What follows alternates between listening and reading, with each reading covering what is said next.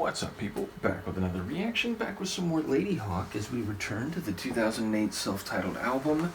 And the next song is Professional Suicide, the kind of phrase which rightly has a bit of a edgy, uncomfortable feel, but which you use when someone engages in some professional and or public activity which is catastrophically destructive for their reputation, for their professional integrity, for their possibility of future success and employment. So yes, it's the thing or the type of action which will ruin your career and any potential you may have as a success in whatever field you're working in. So yes, I wonder what here is being designated as professional suicide and whether there's more than meets the eye when it comes to the title.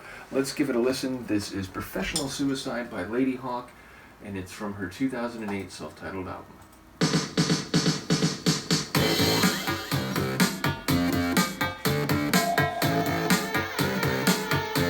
Oh.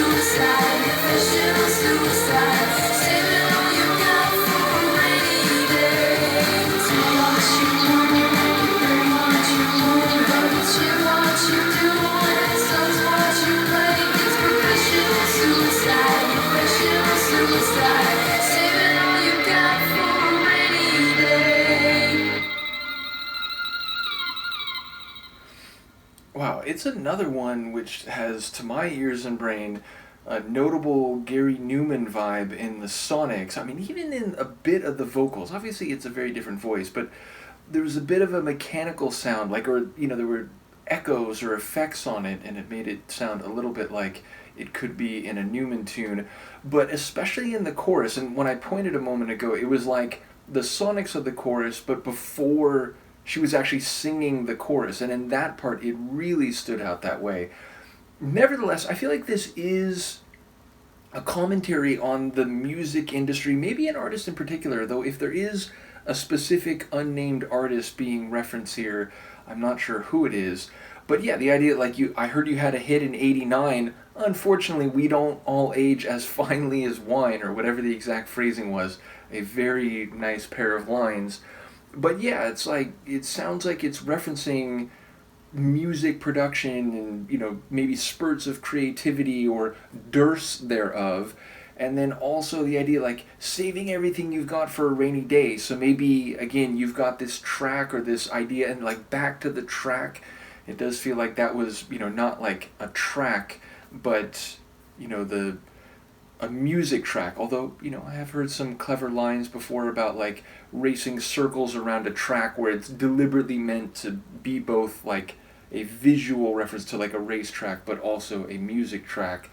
But still, like, it feels like this is referencing the music industry, and maybe what happens if someone, like, doesn't put their best work out because they're like, oh, I'm going to save this for some future album or whatever. It's like, well, that's professional suicide. Like, you can't, like, not give it your all in the moment because you're, like, planning out a career, because maybe, like, what you're doing now is going to flop, and it, like, you're not going to have that career. It's like, oh, sure, you had a hit back in '89, but then you didn't do something now, which is professional suicide, because it means you're not going to have a future, something like that.